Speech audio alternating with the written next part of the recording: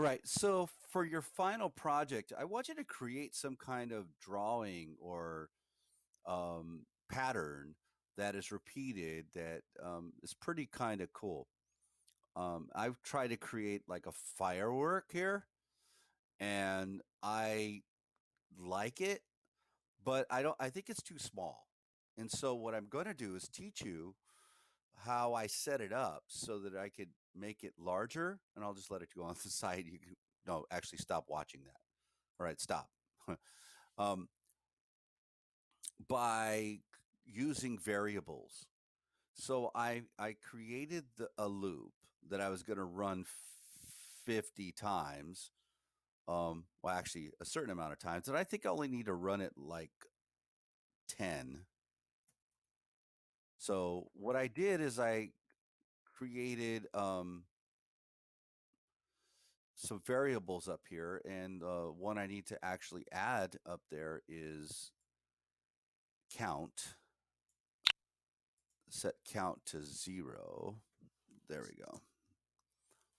And so what's going to happen, and then over here, I need to, at the very end of this, every time it goes through it, I need to count and change the count. So I need to change count. Oops. Change count by 1. But I want to do change count. Make sure you're always choosing the appropriate variable. And I also want to make this larger, but right now I need to fix the count. So setting up variables makes it possible to do global changes. So I want this to be bigger, this firework, and I want it to be out a little bit further. I want to come over here on the page, and I'm going to show you how I'm going to do that. So first thing I want to do is I want to test this, come out this way, and let's find out whether my count is working. And there's 1, 2, 3, 4, 5, 6, 7, 8, 9, and 10. And it stopped. So count is working. My variable count is working, and it creates this beautiful iteration. But I don't like where it's located, and I could change that by, and the other thing too is that you notice the timer kept going. I need to set the control on that to stop the project. Boom. So what I want to do is I want to change my shift to 350.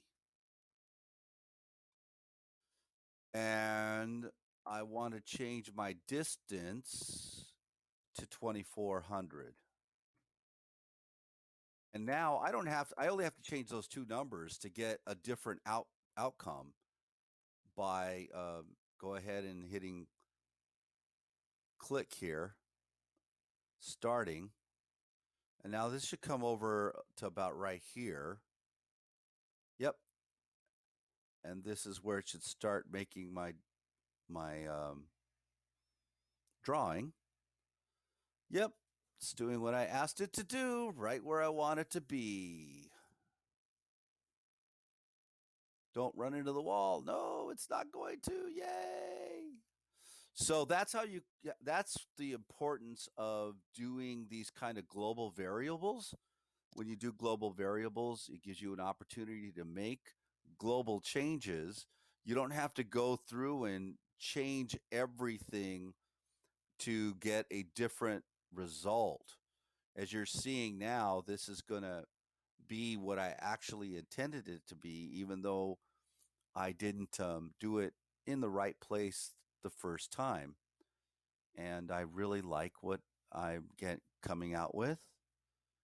And so I'm almost done. And this was my design.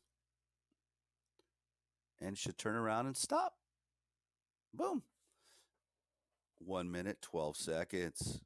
All right. So your job is to create a loop that gives me some kind of design. Um, you can use variables to actually make this easier. Now, I want you to see what I did here is I also used operators. Um, and here I used a repeat until, and I used the count.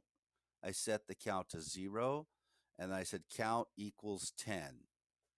So when count got to 10, it stopped. So it did it 10 times because 0 actually counted. It's an integer.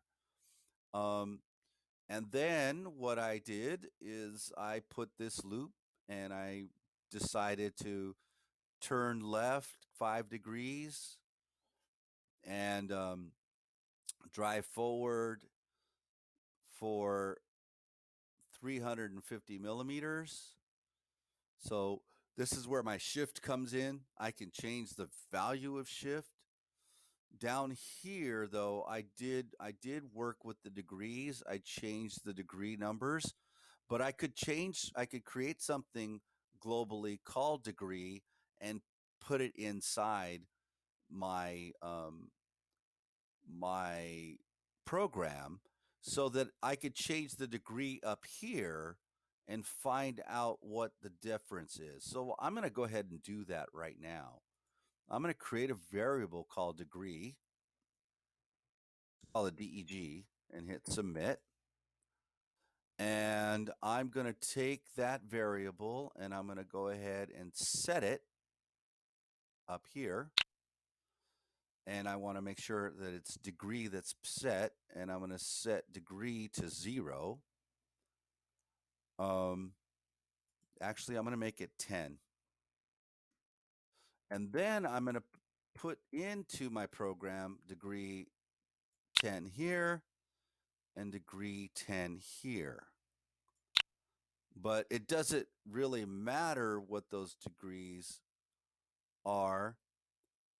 And I'm going to make this, instead of degree 170, I'm going to use an operator. And I'm going to go ahead and put the operator in that space. And I'm going to put 180 in here. And I'm going to minus the degree from it. So I'm going to go ahead and find the variable degree. Oops. Let me find it. Degree, grab it, and drop it into that. So now I have that operation going on. I should get something similar to what I had before, but let's find out what happens. It's only going to take a minute.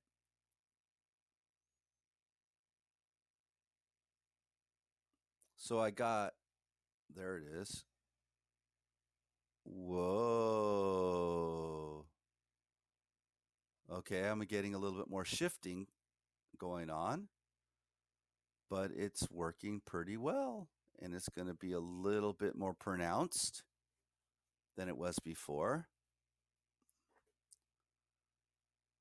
But I'm still going to get my same star.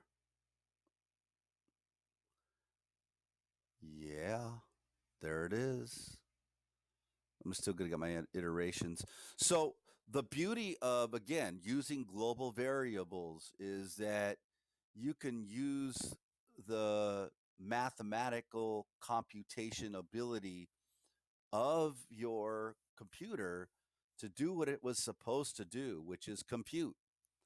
And when we do this, when we're working with machines and when we're working with CAD, we call this parametric modeling, where you're able to use your variables better once you do this. And you can see that I need to actually increase my count on this to get a better outcome.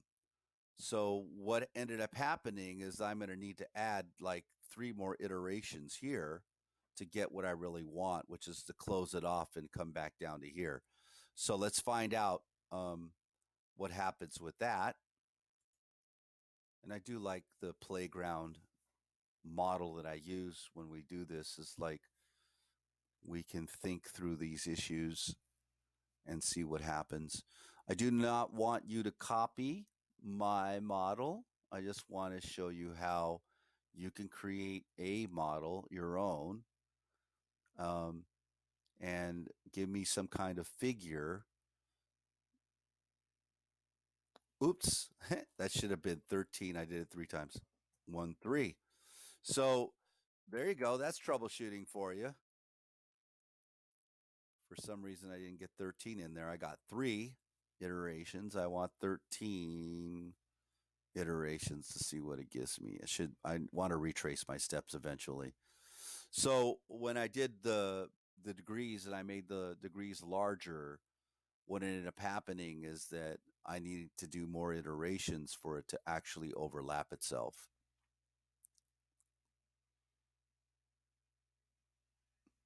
But again, all of this is possible by using the calculation ability of the computer itself.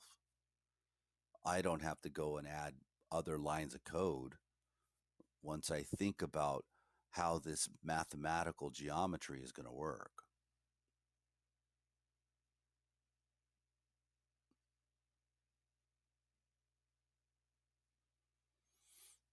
So here we are watching paint dry, which is kind of fun. It's really fun when you get to watch your first model come out on a CNC mill. It is happy times that we get to enjoy this stuff. And I think I'm going to get what I want this time. And here it comes. Yep, boom. Turn around and retrace once and come back and stop. Yay! So I'm going to call this video done, and that way you guys could go off and take care of your third model or third little game. I hope you enjoy playing with robotics and with coding. We're going to do a lot of coding.